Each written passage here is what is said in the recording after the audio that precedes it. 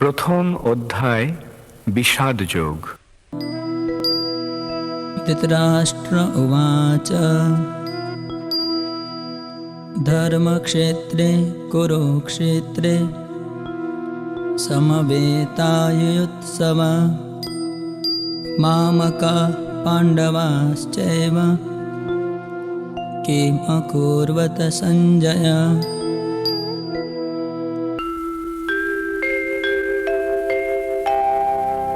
ধর্মক্ষেত্রে কুরুক্ষেত্রে হইয়া একত্র যুদ্ধকামী মম পুত্র পাণ্ডব সর্বত্র। কি করিল তারপর কহত সঞ্জয়। ধৃতরাষ্ট্র জিজ্ঞাসয়ে সন্দিগ্ধ হৃদয়। ধৃতরাষ্ট্র জিজ্ঞাসা করলেন, হে সঞ্জয়, ধর্মক্ষেত্রে যুদ্ধ করার মানসে সমবেত হয়ে আমার পুত্র এবং পাণ্ডুর পুত্রেরা তারপর কি করল? তাৎপর্য: ভগবদ্গীতা হচ্ছে বহুজন পঠিত ভগবত তত্ত্ববিজ্ঞান, যার মর্ম গীতা মাহাত্ম্যে বর্ণিত হয়েছে। সেখানে বলা হয়েছে ভগবদ্গীতা পাঠ করতে হয় ভগবত তত্ত্বদর্শী কৃষ্ণ ভক্তের তত্ত্বাবধানে। ব্যক্তিগত দৃষ্টিভঙ্গির পরিপ্রেক্ষিতে গীতার বিশ্লেষণ করা কখনোই উচিত নয়। গীতার যথাযথ অর্থ উপলব্ধি করার দৃষ্টান্ত ভগবদ্গীতায় আমাদের সামনে তুলে ধরেছে অর্জুনের মাধ্যমে, যিনি স্বয়ং ভগবানের কাছ থেকে সরাসরিভাবে এই গীতার জ্ঞান লাভ করেছিলেন। অর্জুন ঠিক যেভাবে গীতার মর্ম উপলব্ধি করেছিলেন, ঠিক সেই দৃষ্টিভঙ্গি ও মনোবৃত্তি নিয়ে সকলেরই গীতা পাঠ করা উচিত। তাহলেই গীতার যথাযথ মর্ম উপলব্ধি করা সম্ভব। সৌভাগ্যবশত যদি কেউ গুরু পরম্পরা সূত্রে ভগবদ্গীতার মনগড়া ব্যাখ্যা ব্যতীত যথাযথ অর্থ উপলব্ধি করতে পারেন, তবে তিনি সমস্ত বৈদিক জ্ঞান এবং পৃথিবীর সব রকমের শাস্ত্রজ্ঞান আয়ত্ত করতে সক্ষম হন। ভগবদ্গীতা পড়ার সময় আমরা দেখি অন্য সমস্ত শাস্ত্রে যা কিছু আছে তা সবই ভগবদ্গীতায় আছে। উপরন্তু ভগবদ্গীতায় এমন অনেক তত্ত্ব আছে যা আর কোথাও নেই। এটি হচ্ছে গীতার মাহাত্ম্য, এবং এই জন্যই গীতাকে সর্বশ্রেষ্ঠ শাস্ত্র বলে অভিহিত করা হয়। গীতা হচ্ছে পরম তত্ত্ব দর্শন, কারণ পরমেশ্বর ভগবান শ্রীকৃষ্ণ নিজে এই জ্ঞান দান করে গেছেন। মহাভারতে বর্ণিত ধৃতরাষ্ট্র ও সঞ্জয়ের আলোচনার বিষয়বস্তু হচ্ছে ভগবদ্গীতার মহৎ তত্ত্ব দর্শনের মূল উপাদান। এখানে আমরা জানতে পারি যে এই মহৎ তত্ত্ব দর্শন প্রকাশিত হয়েছিল কুরুক্ষেত্রের রণাঙ্গনে, যা সুপ্রাচীন বৈদিক সভ্যতার সময় থেকেই পবিত্র তীর্থস্থানরূপে খ্যাত। ভগবান যখন মানুষের উদ্ধারের জন্য এই পৃথিবীতে অবতরণ করেছিলেন, তখন এই পবিত্র তীর্থস্থানে তিনি নিজে পরম তত্ত্ব সমন্বিত এই গীতা দান করেন। এই শ্লোকে ধর্মক্ষেত্র শব্দটি খুবই তাৎপর্যপূর্ণ, কারণ কুরুক্ষেত্রের যুদ্ধক্ষেত্রে ভগবান শ্রীকৃষ্ণ অর্জুন তথা পাণ্ডবদের পক্ষে ছিলেন। দুর্যোধন আদি কৌরবদের পিতা ধৃতরাষ্ট্র তাঁর পুত্রদের বিজয় সম্ভাবনা সম্বন্ধে অত্যন্ত সন্দিগ্ধ হয়ে পড়েছিলেন। দ্বিধাগ্রস্ত চিত্তে তাই তিনি সঞ্জয়কে জিজ্ঞেস করেছিলেন, আমার পুত্র ও পাণ্ডুর পুত্রেরা তারপর কি করল? তিনি নিশ্চিন্ত ছিলেন যে তার পুত্র এবং পাণ্ডুপুত্রেরা কুরুক্ষেত্রের বিস্তীর্ণ ভূমিতে যুদ্ধ করবার জন্য সমবেত হয়েছিলেন, কিন্তু তবুও তার অনুসন্ধানটি ছিল তাৎপর্যপূর্ণ। তিনি চাননি যে পাণ্ডব ও কৌরবদের মধ্যে কোনো আপোষ মীমাংসা হোক, কিন্তু তিনি চেয়েছিলেন যুদ্ধে তার পুত্রদের ভাগ্য সুনিশ্চিত হোক। তার কারণ হচ্ছে কুরুক্ষেত্রের পুণ্যতীর্থে এই যুদ্ধের আয়োজন হয়েছিল। বেদে বলা হয়েছে কুরুক্ষেত্র হচ্ছে অতি পবিত্র স্থান, যা দেবতারাও পূজা করে থাকেন। তাই ধৃতরাষ্ট্র এই যুদ্ধের ফলাফলের উপর এই পবিত্র স্থানের প্রভাব সম্বন্ধে শঙ্কাকুল হয়ে পড়েছিলেন। তিনি খুব ভালোভাবে জানতেন যে অর্জুন এবং পাণ্ডুর অন্যান্য পুত্রদের উপর এই পবিত্র স্থানের মঙ্গলময় প্রভাব সঞ্চারিত হবে, কারণ তারা সকলেই ছিলেন অত্যন্ত ধর্মপরায়ণ। সঞ্জয় ছিলেন ব্যাসদেবের শিষ্য, তাই ব্যাসদেবের আশীর্বাদে তিনি দিব্যচক্ষু প্রাপ্ত হন, যার ফলে তিনি ঘরে বসেও কুরুক্ষেত্রের সমস্ত ঘটনা দেখতে পাচ্ছিলেন। তাই ধৃতরাষ্ট্র তাকে যুদ্ধক্ষেত্রের পরিস্থিতি সম্পর্কে জিজ্ঞাসা করেন। পাণ্ডবেরা এবং ধৃতরাষ্ট্রের পুত্রেরা ছিলেন একই বংশজাত, কিন্তু ধৃতরাষ্ট্রের মনোভাব এখানে প্রকাশ পেয়েছে। তিনি কেবল তার পুত্রদেরই কৌরব বলে গণ্য করে পাণ্ডুর পুত্রদের বংশগত উত্তরাধিকার থেকে বঞ্চিত করেছেন। এভাবে ভ্রাতুষ্পুত্র বা পাণ্ডুর পুত্রদের সঙ্গে সম্পর্কের মাধ্যমেই ধৃতরাষ্ট্রের বিশেষ দৃষ্টিভঙ্গি হৃদয়ঙ্গম করা যায়।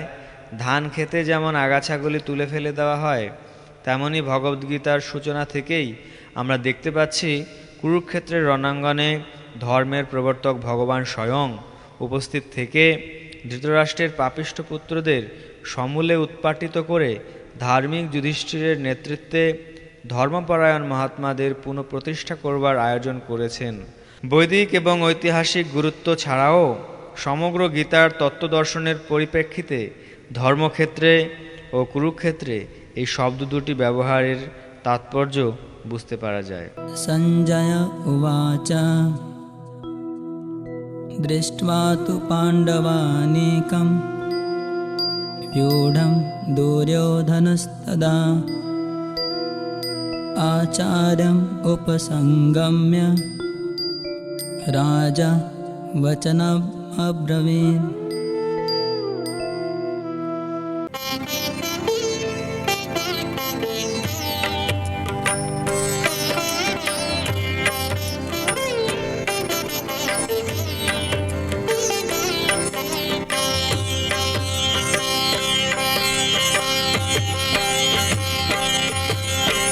সঞ্জয় কহিল রাজা শুনু মনু দিয়া, পাণ্ডবের সৈন্য সজ্জা সাজানো দেখিয়া, রাজা দুর্যোধন শীঘ্র দ্রোণাচার্য পাশে যাইয়া বৃত্তান্ত সব কহিল সকাশে।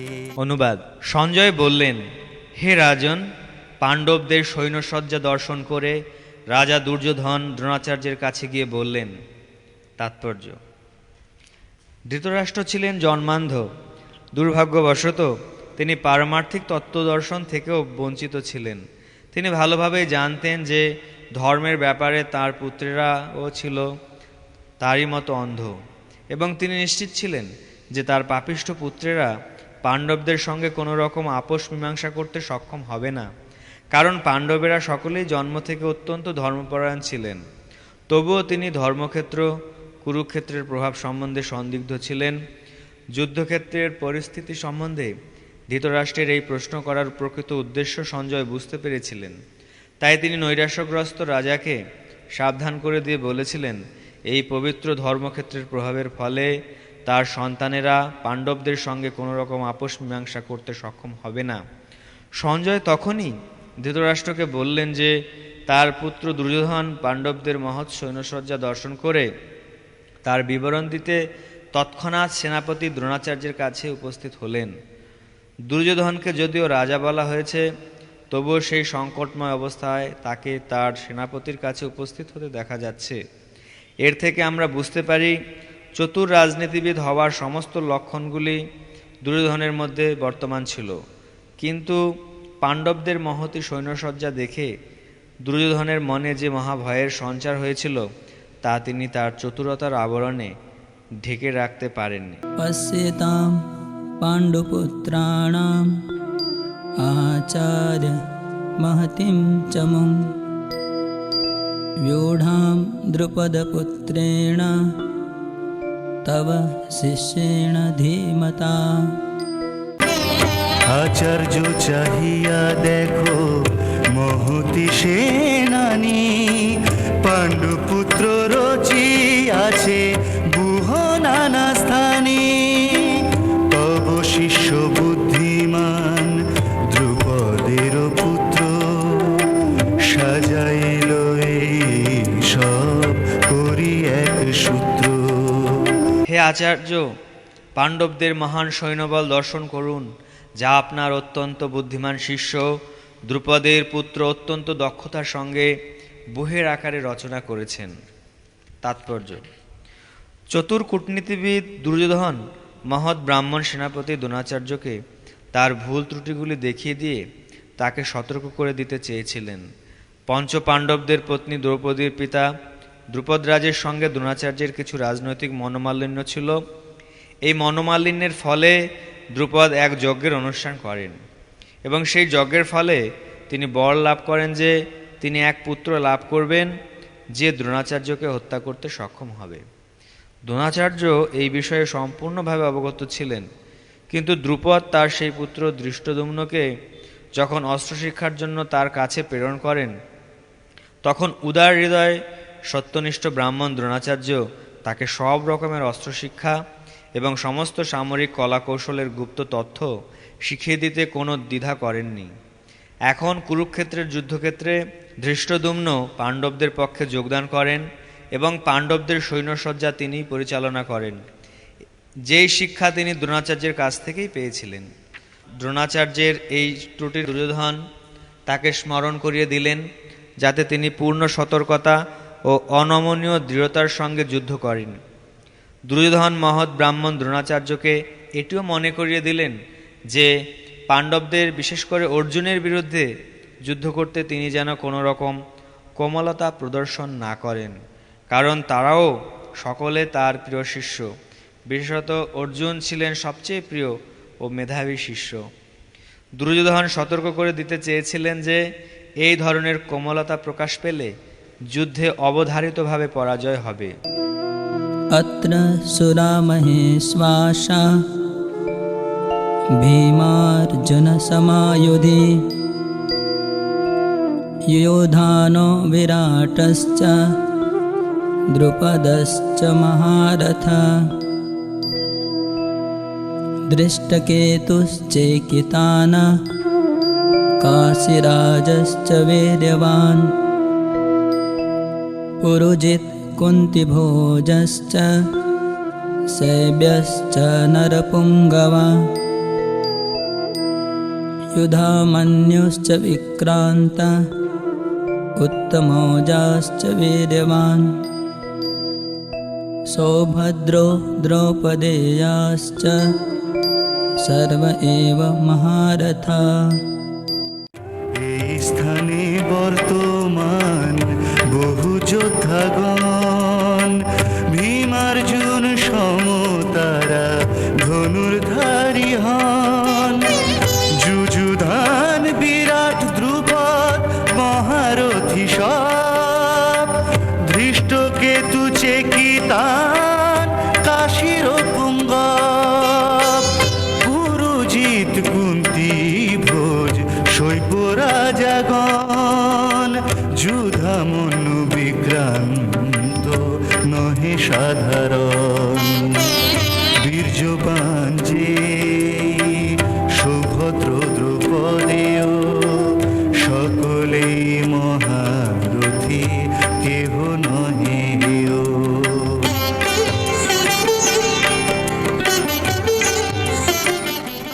সেই সমস্ত সেনাদের মধ্যে অনেকে ভীম ও অর্জুনের মতো বীর ধনুর্ধারী রয়েছেন এবং যুযুধান, বিরাট ও দ্রুপদের মতো মহাযোদ্ধা রয়েছেন। সেখানে ধৃষ্টকেতু, চেকিতান, কাশীরাজ, পুরোজিত, কুন্তিভোজ ও শৈব্যের মতো অত্যন্ত বলবান যোদ্ধারাও রয়েছেন। সেখানে রয়েছেন অত্যন্ত বলবান যুধামন্যু, প্রবল পরাক্রমশালী উত্তমৌজা, সুভদ্রার পুত্র ও দ্রৌপদীর পুত্রগণ। এই সব যোদ্ধারা সকলেই এক একজন মহারথী। তাৎপর্য: যদিও দ্রোণাচার্যের অসীম শৌর্য, বীর্য ও সামরিক কলাকৌশলের কাছে ধৃষ্টদ্যুম্ন ছিলেন এক অতি নগণ্য প্রতিবন্ধক এবং তার ভয়ে ভীত হবার কোনো কারণই ছিল না দ্রোণাচার্যের পক্ষে, কিন্তু ধৃষ্টদ্যুম্ন ছাড়াও পাণ্ডবদের পক্ষে অন্য অনেক রথী মহারথী ছিলেন, যারা সত্যি সত্যিই ভয়ের কারণ হয়ে দাঁড়িয়েছিলেন। দুর্যোধনের পক্ষে সেই যুদ্ধ জয়ের পথে তারা ছিলেন এক একটি দূরতিক্রম প্রতিবন্ধকের মতো, কারণ তারা সকলেই ছিলেন ভীম ও অর্জুনের মতো ভয়ঙ্কর। তাদের বীরত্বের কথা দুর্যোধন ভালোভাবেই জানতেন, তাই তিনি অন্যান্য রথী মহারথীদেরও ভীম ও অর্জুনের সঙ্গে তুলনা করেছেন। अस्माकं तु विशिष्टाये तानि बोधद्विजोत्तम नायका मम सैन्यस्य संज्ञार्थं तान् ब्रवीमि ते।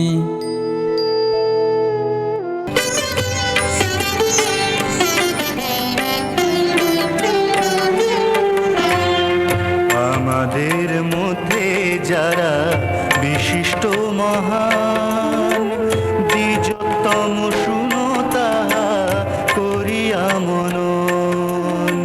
সেনাপতি যে যে সব মম সৈন্য পাশে সংগার্থে তোমারে কহি অশেষ বিশেষে। হে দ্বিজোত্তম, আমাদের পক্ষে যে সমস্ত বিশিষ্ট সেনাপতি সামরিক শক্তি পরিচালনার জন্য রয়েছেন, আপনার অবগতির জন্য আমি তাদের সম্বন্ধে বলছি। भवान् भीष्मश्च कर्णश्च कृपश्च समितिञ्जय अश्वत्थामा विकर्णश्च सोमदत्तिस्तथैव च। আপনি আর পিতামহ ভীষ্মাদিগণ কৃপাচার্য রণজয়ী হয় একত্রে বর্ণন।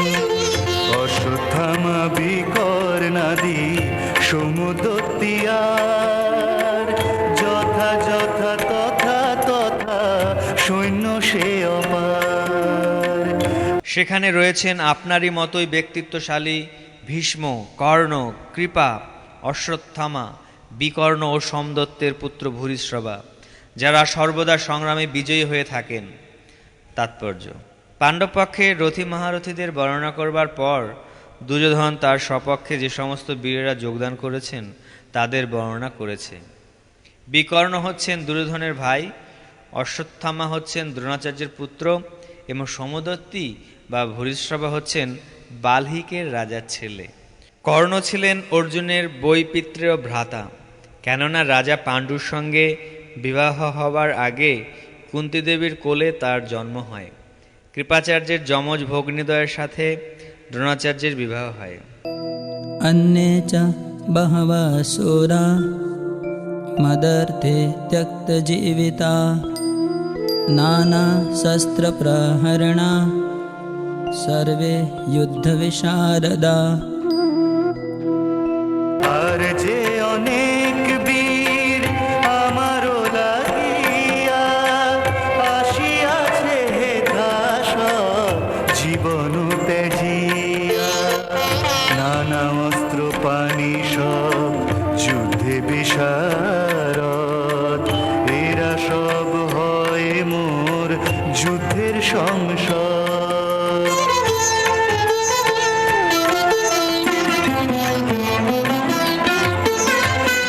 এছাড়া আরও বহু সেনানায়ক রয়েছেন যারা আমার জন্য তাদের জীবন ত্যাগ করতে প্রস্তুত। তারা সকলেই নানা প্রকার অস্ত্রশস্ত্রে সজ্জিত এবং তারা সকলেই সামরিক বিজ্ঞানে বিশারদ। তাৎপর্য: অন্য আর যে সমস্ত বীরেরা দুর্যোধনের পক্ষে ছিলেন, যেমন জয়দ্রথ, কৃতবর্মা, শল্য আদি, এরা সকলেই দুর্যোধনের জন্য প্রাণ পর্যন্ত দিতে প্রস্তুত ছিলেন। এখানে স্পষ্টভাবে বুঝিয়ে দেওয়া হয়েছে যে পাপিষ্ঠ দুর্যোধনের পক্ষ অবলম্বন করার ফলে কুরুক্ষেত্রের রণাঙ্গনে এদের সকলেরই মৃত্যু অবধারিত ছিল। দুর্যোধনের কিন্তু দৃঢ় বিশ্বাস ছিল যে এই সমস্ত বীর পুঙ্গবেরা স্বপক্ষে থাকায় তার জয় অনিবার্য। अपर्याप्तं तदस्माकं बलं भीष्माभिरक्षितं पर्याप्तं त्विदमेतेषां बलं भीमाभिरक्षितम् अयनेषु च सर्वेषु यथा भागमवस्थिताः भीष्ममेवाभिरक्षन्तु भवन्तः सर्व एव हि। অপর্যাপ্ত মম সৈন্য ভীষ্ম সেনাপতি, পর্যাপ্ত বীর সৈন্য ভীম যার গতি। যথাস্থানে স্থিত থাকি আপনি সকলে, রক্ষ ভীষ্ম পিতামহ আমাদের সৈন্যবল অপরিমিত এবং আমরা পিতামহ ভীষ্মের দ্বারা পূর্ণরূপে সুরক্ষিত, কিন্তু ভীমের দ্বারা সতর্কভাবে সুরক্ষিত পাণ্ডবদের শক্তি সীমিত। এখন আপনারা সকলে সেনাব্যূহের প্রবেশপথে নিজ নিজ গুরুত্বপূর্ণ স্থানে স্থিত হয়ে পিতামহ ভীষ্মকে সর্বতোভাবে সাহায্য প্রদান করুন। তাৎপর্য: এখানে দুর্যোধন পাণ্ডব পক্ষ ও কৌরব পক্ষের সামরিক শক্তির তুলনা করেছে। পিতামহ বীরশ্রেষ্ঠ ভীষ্মদেবের রক্ষণাবেক্ষণাধীন অমিত শক্তিশালী এক সৈন্যবাহিনী ছিল দুর্যোধনের সপক্ষে। অপরপক্ষে পাণ্ডবদের সৈন্যবাহিনী ছিল সীমিত এবং তার সেনাপতি ছিলেন ভীমসেন, যার শৌর্যবীর্য ওই সৈন্য পরিচালনার ক্ষমতা পিতামহ ভীষ্মদেবের তুলনায় ছিল নিতান্তই নগণ্য। দুর্যোধন চিরকালই ভীমের প্রতি ঈর্ষান্বিত ছিল, কারণ সে জানত যে যদি তাকে কোনোদিন মরতে হয় তবে ভীমের হাতেই তার মৃত্যু হবে। কিন্তু ভীষ্মের মতো বিচক্ষণ ও দুর্ধর্ষ যোদ্ধা তার পক্ষের সেনাপতি থাকায় সে নিশ্চিতভাবে ধরে নিয়েছিল জয় তার হবেই। দুর্যোধনের প্রতিটি কথাতে বোঝা যাচ্ছে যুদ্ধ জয় সম্বন্ধে তার মনে কোনোই সংশয় ছিল না। ভীষ্মের শৌর্যবীর্যের প্রশংসা করার পরে দুর্যোধন বিবেচনা করে দেখল অন্যেরা মনে করতে পারে তাদের শৌর্যবীর্যের গুরুত্ব লাঘব করে হেয় করা হচ্ছে, তাই তার স্বভাবসুলভ কূটনৈতিক চাতুরীর সাহায্যে সেই পরিস্থিতির ভারসাম্য বজায় রাখার জন্য সে উপরোক্ত কথাগুলি বলেছিল। এভাবে সে মনে করিয়ে দিল যে ভীষ্মদেব যত বড় যোদ্ধাই হন তিনি বৃদ্ধ হয়ে পড়েছেন এবং সব দিক থেকে তাই ভীষ্মদেবকে তাদের সকলেরই রক্ষা করা উচিত। যুদ্ধ করতে করতে যদি তিনি কোনো একদিকে এগিয়ে যান তাহলে শত্রুপক্ষ তার সুযোগ নিয়ে অন্য দিক থেকে আক্রমণ করতে পারে। তাই অন্য বীর পুঙ্গবেরা যাতে নিজ নিজ স্থানে অধিষ্ঠিত থেকে শত্রু সৈন্যকে ব্যূহ ভেদ করতে না দেয় তার গুরুত্ব সম্বন্ধে দ্রোণাচার্যকে দুর্যোধন মনে করিয়ে দিয়েছিল। দুর্যোধন স্পষ্টই অনুভব করেছিল যে কুরুক্ষেত্রের যুদ্ধে তার জয়লাভ সম্পূর্ণভাবে নির্ভর করছে ভীষ্মদেবের উপর। দুর্যোধনের দৃঢ় বিশ্বাস ছিল সেই যুদ্ধে ভীষ্মদেব ও দ্রোণাচার্য তাকে সম্পূর্ণভাবে সহযোগিতা করবেন, কারণ সে আগেই দেখেছিল যখন হস্তিনাপুরের রাজসভায় সমস্ত রাজপুরুষদের সামনে দ্রৌপদীর বস্ত্রহরণ করা হচ্ছিল, তখন তাদের প্রতি অসহায় দ্রৌপদীর আকুল আবেদনে সাড়া দিয়ে তারা একটি কথাও বলেননি। যদিও দুর্যোধন জানত তার দুই সেনাপতি পাণ্ডবদের বেশ স্নেহ করতেন, কিন্তু তার বিশ্বাস ছিল যে পাশা খেলার নিয়ম অনুসারে তারা যেমন তাদের স্নেহ প্রবণতা বর্জন করেছিলেন এই যুদ্ধেও তারা তাই করবেন। তস্য সঞ্জনয়ন হর্ষম কুরু বৃদ্ধ পিতামহ সিংহনাদম বিনদ্যোচ্চে শঙ্খ দধ্মো প্রতাপবান। তবে সেই পিতামহ বৃদ্ধ কুরুপতি হর্ষ উৎপাদনে যাবে কইল স্থিরমতি।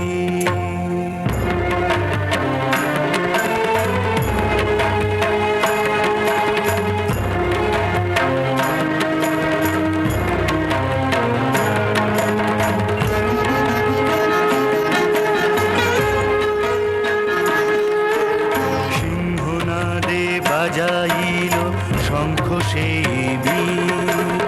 উচ্চ রব সেই সব অতীব গম্ভীর। তখন কুরু বংশের বৃদ্ধ পিতামহ ভীষ্ম দুর্যোধনের হর্ষ উৎপাদনের জন্য সিংহের গর্জনের মতো অতি উচ্চ নাদে তার শঙ্খ বাজালেন। তাৎপর্য: কুরু রাজবংশের পিতামহ দুর্যোধনের হৃৎকম্প অনুভব করতে পেরে তার স্বভাবসুলভ করুণার বশবর্তী হয়ে তাকে উৎসাহিত করবার জন্য সিংহনাদে তার শঙ্খ বাজালেন। পরোক্ষভাবে শঙ্খধ্বনির মাধ্যমে তিনি তার হতাশাচ্ছন্ন পৌত্র দুর্যোধনকে জানিয়ে দিলেন যে এই যুদ্ধে জয়লাভ করার কোনো আশাই তার নেই, কারণ ভগবান শ্রীকৃষ্ণ ছিলেন তার বিপক্ষে। তবুও ক্ষাত্র ধর্ম অনুসারে জয় পরাজয়ের কথা বিবেচনা না করে যুদ্ধ করাই তার কর্তব্য এবং এই ব্যাপারে তিনি কোনো রকম অবহেলা করবেন না, সেই কথা তিনি দুর্যোধনকে মনে করিয়ে দিলেন। তত শঙ্খাশ্চ ভৈর্যশ্চ পণবানক গৌমুখা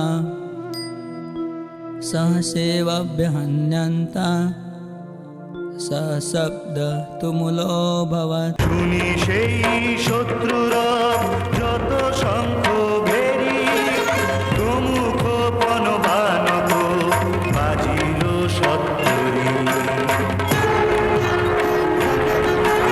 সহসা উঠিল সেই রণের ঝঙ্কার তুমুল হইল শব্দ বহুল অপার। তারপর শঙ্খ ভেরি পনব আনক ঢাক ও গোমুখ শিঙাসমূহ হঠাৎ একত্রে ধ্বনিত হয়ে এক তুমুল শব্দের সৃষ্টি হলো। ततः श्वेतेर्हये युक्ते महति स्यन्दने स्थितो माधव पाण्डवश्चैव दिव्यो शङ्खो प्रदत्मतु তারপর সে তো অশ্ব রথেতে বসিয়া আসিল যে মহাযুদ্ধে নিযুক্ত হইয়া মাধব আর পাণ্ডব দিব্য শঙ্খ ধরি বাজাইল পরে পরে অপূর্ব মাধুরী। অন্যদিকে শ্বেত অশ্বযুক্ত এক দিব্য রথে স্থিত শ্রীকৃষ্ণ ও অর্জুন উভয়ে তাদের দিব্য শঙ্খ বাজালেন। তাৎপর্য: ভীষ্মদেবের শঙ্খের সঙ্গে বৈসাদৃশ্য দেখিয়ে শ্রীকৃষ্ণ ও অর্জুনের শঙ্খকে দিব্য বলে অভিহিত করা হয়েছে। এই দিব্য শঙ্খধ্বনি ঘোষণা করল যে কুরুপক্ষের যুদ্ধ জয়ের কোনো আশাই নেই, কারণ ভগবান শ্রীকৃষ্ণ পাণ্ডব পক্ষে যোগদান করেছেন। জয়স্তু পাণ্ডুপুত্রানাম যেষাম পক্ষে জনার্দন। পাণ্ডবদের জয় অবধারিত, কারণ জনার্দন শ্রীকৃষ্ণ তাদের পক্ষে যোগ দিয়েছেন। ভগবান যে পক্ষে যোগদান করেন সৌভাগ্য লক্ষ্মীও সেই পক্ষেই থাকেন, কারণ সৌভাগ্য লক্ষ্মী সর্বদাই তাঁর পতির অনুগামী। তাই বিষ্ণু বা শ্রীকৃষ্ণের দিব্য শঙ্খধ্বনির মাধ্যমে ঘোষিত হলো যে অর্জুনের জন্য বিজয় ও সৌভাগ্য প্রতীক্ষা করছে। তাছাড়া যে রথে চড়ে দুই বন্ধু শ্রীকৃষ্ণ অর্জুন কুরুক্ষেত্রের যুদ্ধে অবতীর্ণ হয়েছিলেন তা অগ্নিদেব অর্জুনকে দান করেছিলেন, এবং সেই দিব্য রথ ছিল সমগ্র ত্রিভুবনে সর্বত্রই অপরাজেয়। पाञ्चजन्यं ऋषिकेशो देवदत्तं धनञ्जय पौण्ड्रं दध्मो महाशङ्खा भीमकर्मा वृकोदरा ঋষিকেশ ভগবান পাঞ্চজন্য রবে ধনঞ্জয় বাজাইল দেবদত্ত সবে ভীম কর্মা ভীমসেন বাজাইল পরে কুণ্ড নাম শঙ্খ সেই অতি উচ্চ স্বরে। তখন শ্রীকৃষ্ণ পাঞ্চজন্য নামক তার শঙ্খ বাজালেন, অর্জুন বাজালেন তার দেবদত্ত নামক শঙ্খ, এবং বিপুল ভোজনপ্রিয় ও ভীমকর্মা ভীমসেন বাজালেন পৌণ্ড্র নামক তার ভয়ঙ্কর শঙ্খ। তাৎপর্য: শ্রীকৃষ্ণকে এই শ্লোকে ঋষিকেশ বলা হয়েছে, যেহেতু তিনি হচ্ছেন সমস্ত ঋষিক বা ইন্দ্রিয়ের ঈশ্বর। জীবেরা হচ্ছে তার অবিচ্ছেদ্য অংশ, তাই জীবদের ইন্দ্রিয়গুলিও হচ্ছে তার ইন্দ্রিয়সমূহের অবিচ্ছেদ্য অংশ। নির্বিশেষবাদীরা জীবের ইন্দ্রিয়সমূহের মূল উৎস কোথায় তার হদিশ খুঁজে পায় না, তাই তারা সমস্ত জীবদের ইন্দ্রিয়বিহীন ও নির্বিশেষ বলে বর্ণনা করতে তৎপর। সমস্ত জীবের অন্তরে অবস্থান করে ভগবান তাদের ইন্দ্রিয়গুলিকে পরিচালিত করেন, তবে এটি নির্ভর করে আত্মসমর্পণের মাত্রার উপর, এবং শুদ্ধ ভক্তের ক্ষেত্রে তার ইন্দ্রিয়গুলিকে ভগবান প্রত্যক্ষভাবে পরিচালিত করেন। এখানে কুরুক্ষেত্রের যুদ্ধক্ষেত্রে অর্জুনের দিব্য ইন্দ্রিয়গুলিকে ভগবান সরাসরিভাবে পরিচালিত করেছেন, তাই এখানে তাকে ঋষিকেশ নামে অভিহিত করা হয়েছে। ভগবানের বিভিন্ন কার্যকলাপ অনুসারে তার ভিন্ন ভিন্ন নাম আছে, যেমন মধু নামক দানবকে সংহার করার জন্য তার নাম মধুসূদন, গাভী ও ইন্দ্রিয়গুলিকে আনন্দ দান করেন বলে তার নাম গোবিন্দ, বসুদেবের পুত্ররূপে অবতীর্ণ হয়েছিলেন বলে তার নাম বাসুদেব, দেবকীর সন্তানরূপে অবতীর্ণ হয়েছিলেন বলে তার নাম দেবকী নন্দন। বৃন্দাবনে যশোদার সন্তানরূপে তিনি তার বাল্যলীলা প্রদর্শন করেন বলে তার নাম যশোদানন্দন, এবং সখা অর্জুনের রথের সারথি হয়েছিলেন বলে তার নাম পার্থ সারথি। সেই রকম কুরুক্ষেত্রের রণাঙ্গনে অর্জুনকে পরিচালনা করেছিলেন বলে তার নাম ঋষিকেশ। এখানে অর্জুনকে ধনঞ্জয় বলে অভিহিত করা হয়েছে, কারণ বিভিন্ন যাগযজ্ঞের অনুষ্ঠান করার জন্য তিনি যুধিষ্ঠিরকে ধন সংগ্রহ করতে সাহায্য করতেন। তেমনি ভীমকে এখানে বৃকোদর বলা হয়েছে, কারণ যেমন তিনি হিড়িম্ব আদি দানবকে বধ করার মতো দুঃসাধ্য কাজ সাধন করতে পারতেন, তেমনি তিনি প্রচুর পরিমাণে আহার করতে পারতেন। সুতরাং পাণ্ডব পক্ষে ভগবান শ্রীকৃষ্ণ সহ বিভিন্ন ব্যক্তিরা যখন তাদের বিশেষ ধরনের শঙ্খ বাজালেন, সেই দিব্য শঙ্খধ্বনি তাদের সৈন্যদের অন্তরে অনুপ্রেরণা সঞ্চার করল। পক্ষান্তরে কৌরব পক্ষে আমরা কোনো রকম শুভ লক্ষণের ইঙ্গিত পাই না। সেই পক্ষে পরম নিয়ন্তা ভগবান নেই, সৌভাগ্যের অধিষ্ঠাত্রী লক্ষ্মীদেবীও নেই। অতএব তাদের পক্ষে যে যুদ্ধ জয়ের কোনো আশাই ছিল না, তা পূর্বে নির্ধারিত ছিল, এবং যুদ্ধের শুরুতেই শঙ্খধ্বনির মাধ্যমে সেই বার্তা ঘোষিত হলো। অনন্ত বিজয়ম রাজা কুন্তিপুত্র যুধিষ্ঠিরা নকুল সহদেবশ্চ সুঘোষমণিপুষ্পকো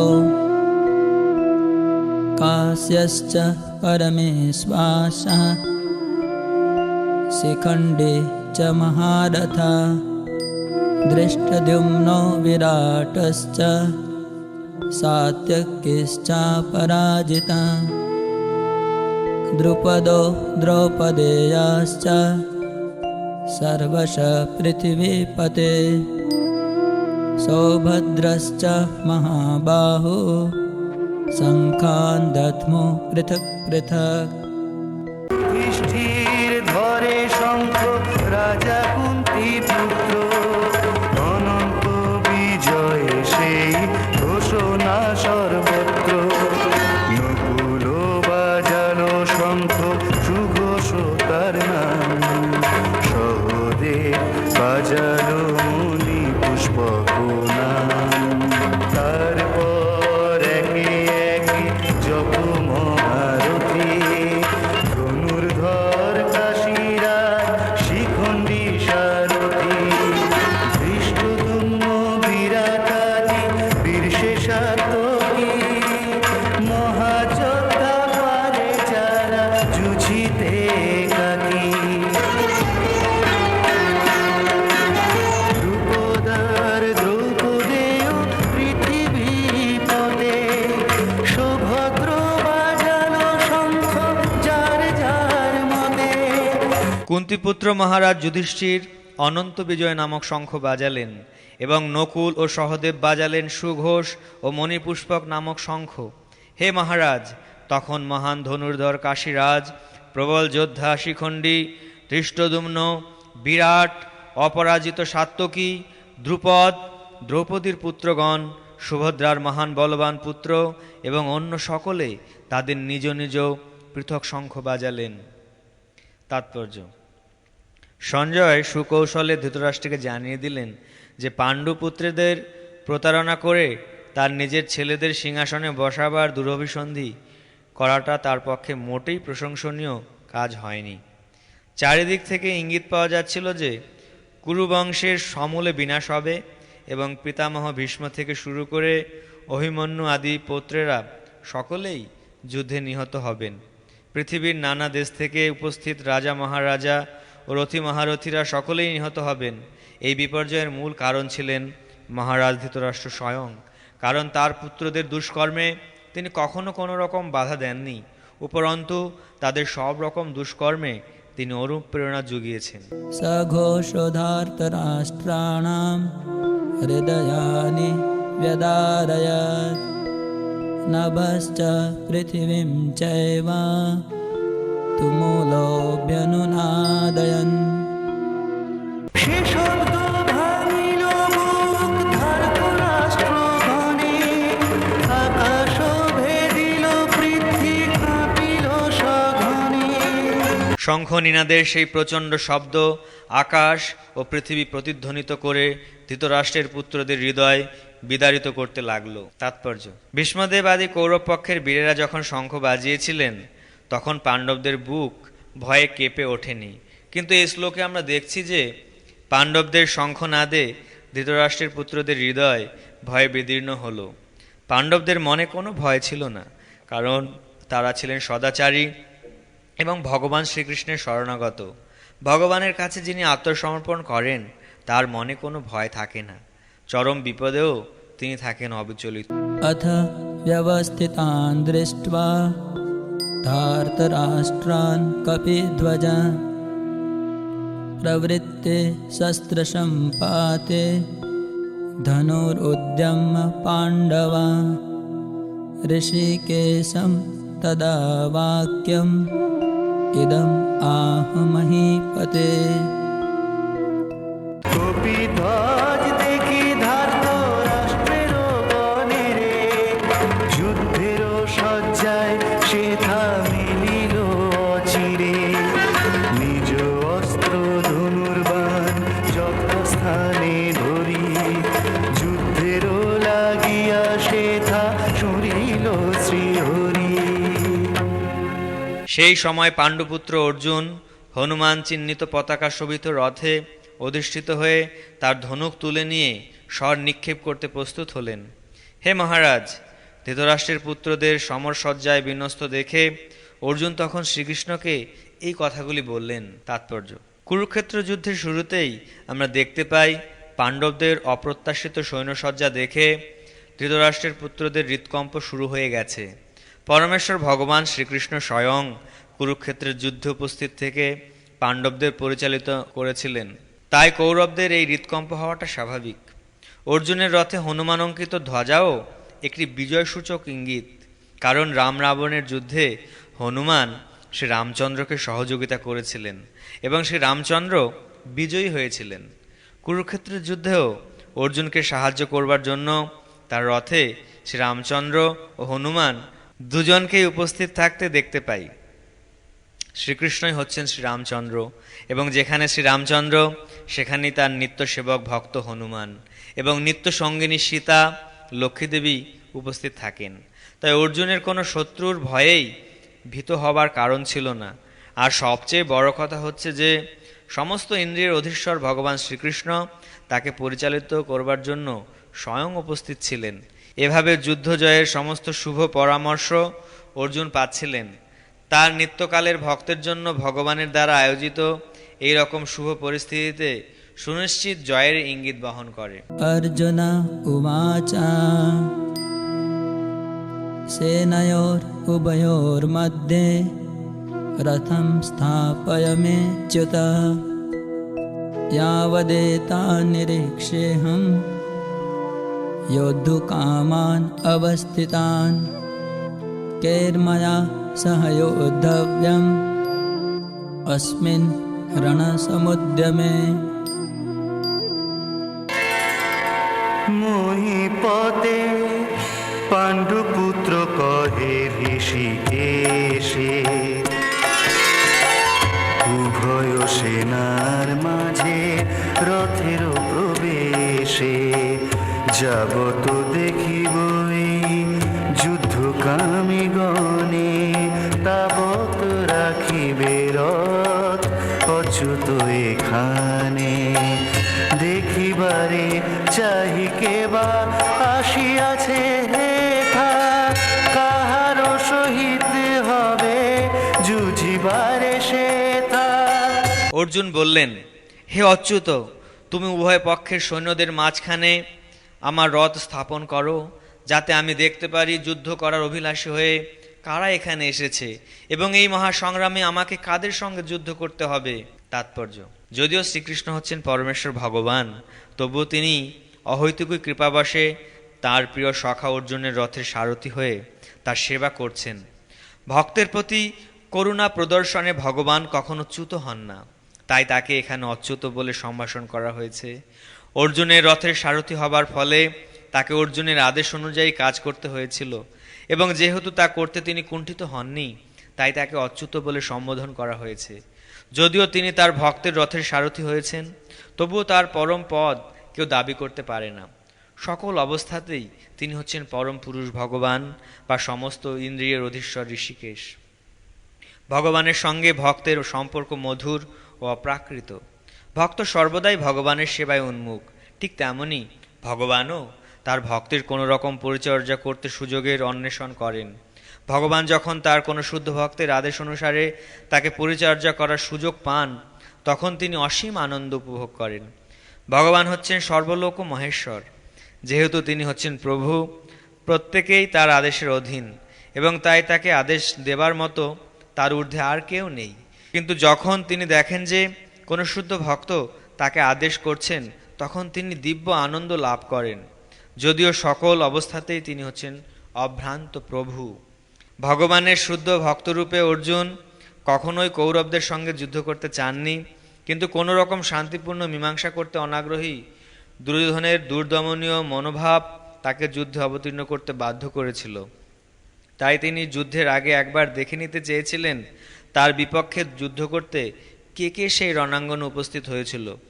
যদিও যুদ্ধক্ষেত্রে শান্তি স্থাপন করার কোনো প্রশ্নই ওঠে না, তবুও যুদ্ধের আগে অর্জুন একবার সকলকে দেখতে চেয়েছিলেন, এবং তিনি দেখে নিতে চেয়েছিলেন সেই অন্যায় যুদ্ধে কৌরবেরা কতখানি উৎসাহী ছিল। योत्स्यमानानवेक्षेऽहं ययेते त्र समागता धार्तराष्ट्रस्य दुर्बुद्धे युद्धे प्रियचिकीर्षवा। যুদ্ধকামী গণে আজ নিরখিব আমি, দুর্বুদ্ধিধার তো রাষ্ট্রের জন্য যুদ্ধকামী। ধৃতরাষ্ট্রের দুর্বুদ্ধি সম্পন্ন পুত্রকে সন্তুষ্ট করার বাসনা করে যারা এখানে যুদ্ধ করতে এসেছে তাদের আমি দেখতে চাই। তাৎপর্য, এই কথা সকলেরই জানা ছিল যে দুর্যোধন তার পিতা ধৃতরাষ্ট্রের সহযোগিতায় অন্যায়ভাবে পাণ্ডবদের রাজত্ব আত্মসাৎ করতে চেষ্টা করছিল। তাই যারা দুর্যোধনের পক্ষে যোগ দিয়েছিল তারা সকলেই ছিল এক গোয়ালের গরু। যুদ্ধের প্রারম্ভে অর্জুন দেখে নিতে চেয়েছিলেন তারা কারা। কৌরবদের সঙ্গে শান্তিপূর্ণ মীমাংসা করবার সব রকম প্রচেষ্টা ব্যর্থ হবার ফলেই কুরুক্ষেত্রের যুদ্ধের আয়োজন করা হয়। তাই সেই যুদ্ধক্ষেত্রে শান্তি প্রতিষ্ঠা করার কোনো রকম বাসনা অর্জুনের ছিল না। অর্জুন যদিও স্থির নিশ্চিতভাবে জানতেন জয় তার হবেই, কারণ শ্রীকৃষ্ণ তার পাশেই বসে আছেন, তবু যুদ্ধের প্রারম্ভে তিনি শত্রুপক্ষের সৈন্যবল কতটা তা দেখে নিতে চেয়েছিলেন। সঞ্জয় উবাচ एवमुक्तो ऋषिकेशो गुडाकेशेन भारत सेनयोरुभयोर्मध्ये स्थापयित्वा रथोत्तमम्। সে কথা শুনিয়া ঋষিকেশ ভগবান উভয় সেনার দিকে হইল আগুয়ান। উভয় সেনার মধ্যে রাখি রথোত্তম, কহিতে লাগিল কৃষ্ণ হইয়া সম্ভ্রম। সঞ্জয় বললেন, হে ভরত বংশধর, অর্জুন কর্তৃক এভাবে আদিষ্ট হয়ে শ্রীকৃষ্ণ সেই অতি উত্তম রথটি চালিয়ে নিয়ে উভয় পক্ষের সৈন্যদের মাঝখানে রাখলেন। তাৎপর্য, এই শ্লোকে অর্জুনকে গুড়াকেশ বলে অভিহিত করা হয়েছে। গুড়াকা মানে হচ্ছে নিদ্রা, এবং যিনি নিদ্রা জয় করেছেন তাকে বলা হয় গুড়াকেশ। নিদ্রা অর্থে অজ্ঞানতাকেও বোঝায়। অতএব শ্রীকৃষ্ণের বন্ধুত্ব লাভ করার ফলে অর্জুন নিদ্রা ও অজ্ঞানতা উভয়কেই জয় করেছিলেন।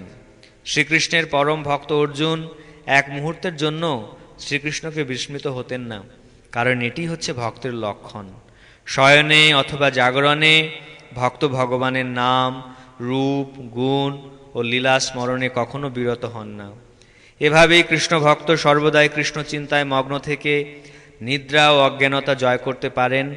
একেই বলা হয় কৃষ্ণ ভাবনা বা সমাধি। ঋষিকেশ অথবা সমস্ত জীবের ইন্দ্রিয় ও মনের নিয়ন্ত্রণ হবার ফলে শ্রীকৃষ্ণ অর্জুনের অভিপ্রায় বুঝতে পেরেছিলেন, কেন তাকে সৈন্যের মধ্যে রথ স্থাপন করতে বলেছেন।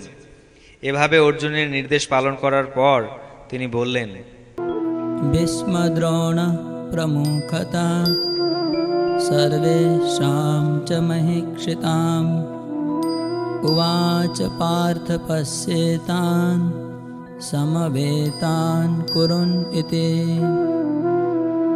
দেখো পার্থ সমবেত ধার্তরাষ্ট্রগণ ভীষ্মদ্রোণ প্রমুখত যত যোদ্ধাগণ। ভীষ্ম, দ্রোণ প্রমুখ পৃথিবীর অন্য সমস্ত নৃপতিদের সামনে ভগবান ঋষিকেশ বললেন, হে পার্থ, এখানে সমবেত সমস্ত কৌরবদের দেখো। তাৎপর্য: সর্বজীবের পরমাত্মা শ্রীকৃষ্ণ জানতেন অর্জুনের মনে কি হচ্ছিল। এই প্রসঙ্গে তাকে ঋষিকেশ বলার মধ্য দিয়ে বোঝানো হচ্ছে তিনি সবই জানতেন, তিনি সর্বজ্ঞ। এখানে অর্জুনকে পার্থ অর্থাৎ পৃথা বা কুন্তির পুত্র বলে অভিহিত করাটা খুবই তাৎপর্যপূর্ণ। বন্ধু হিসাবে তিনি অর্জুনকে জানাতে চেয়েছিলেন যে যেহেতু অর্জুন হচ্ছেন তার পিতা বসুদেবের ভগ্নী পৃথার পুত্র, তাই তিনি তার রথের সারথি হতে সম্মত হয়েছেন। এখন শ্রীকৃষ্ণ যখন বললেন, দেখো পার্থ সমবেত ধার্তরাষ্ট্রগণ, তখন তিনি কি অর্থ করেছিলেন? সেই জন্যই কি অর্জুন সেখানে থমকে দাঁড়িয়ে পড়ে যুদ্ধ করতে অসম্মত হননি? পিতামহ ভীষ্ম, পিতৃতুল্য আচার্য দ্রোণ, এদের দেখে কি অর্জুনের হৃদয় আর্দ্র হয়ে ওঠেনি? কিন্তু শ্রীকৃষ্ণ তার পিতৃশশা কুন্তিদেবী পুত্র অর্জুনের কাছ থেকে এমন আচরণ কখনোই আশা করেননি। অর্জুনের মনের ভাব বুঝতে পেরে পরিহাস ছলে শ্রীকৃষ্ণ তার ভবিষ্যৎবাণী করলেন। तत्रापश्यत् स्थितान् पार्थ पितॄन् अथ पितामहान् आचार्यान् मातुलान् भ्रातॄन् पुत्रान् पौत्रान् सखींस्तथा स्वसुरान् सुहृदश्चैव सेनयोरुभयोरपि। তারপর দেখে পার্থ যোদ্ধৃ পিতৃগণ আচার্য মাতুলাদি পিতৃসমহন, দেখে পুত্র পৌত্রাদি যত সখাজন আর সব বহুল আত্মীয় স্বজন।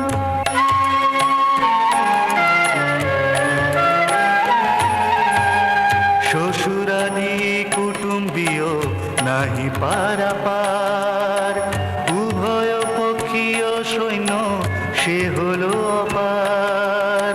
তখন অর্জুন উভয় পক্ষের সেনাদলের মধ্যে পিতৃব্য, পিতামহ, আচার্য, মাতুল, ভ্রাতা, পুত্র, পৌত্র, শ্বশুর, মিত্র ও শুভাকাঙ্ক্ষীদের উপস্থিত দেখতে পেলেন।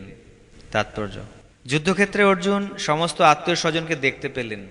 তিনি ভূরিশ্রবা আদি পিতৃবন্ধুদের দেখলেন, ভীষ্মদেব, সোমদত্ত আদি পিতামহদের দেখলেন, দ্রোণাচার্য, কৃপাচার্য আদি শিক্ষাগুরুদের দেখলেন, শল্য, শকুনি আদি মাতুলদের দেখলেন, দুর্যোধন আদি ভাইদের দেখলেন, পুত্রতুল্য লক্ষণকে দেখলেন, অশ্বত্থামার মতো বন্ধুকে দেখলেন, কৃতবর্মার মতো শুভাকাঙ্ক্ষীকে দেখলেন। এভাবে শত্রুপক্ষের সৈন্যদের মধ্যে তিনি কেবল আত্মীয় স্বজন ও বন্ধু বান্ধবদেরই দেখলেন।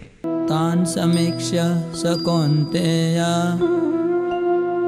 सर्वान् बन्धून् अवस्थितान् कृपया परयाविष्टो विषदन् इदमब्रवीत्।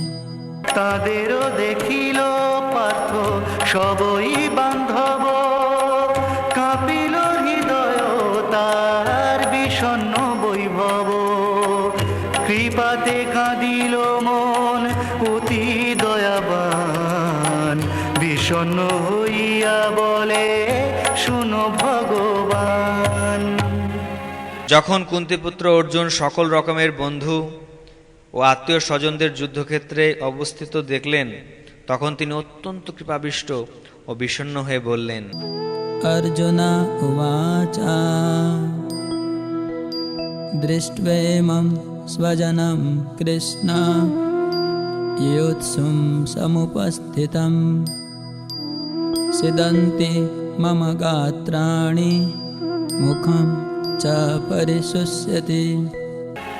অর্জুন কহে কৃষ্ণ এরা যে স্বজন, রণাঙ্গনে আসিয়া করিবারে রণ দেখিয়া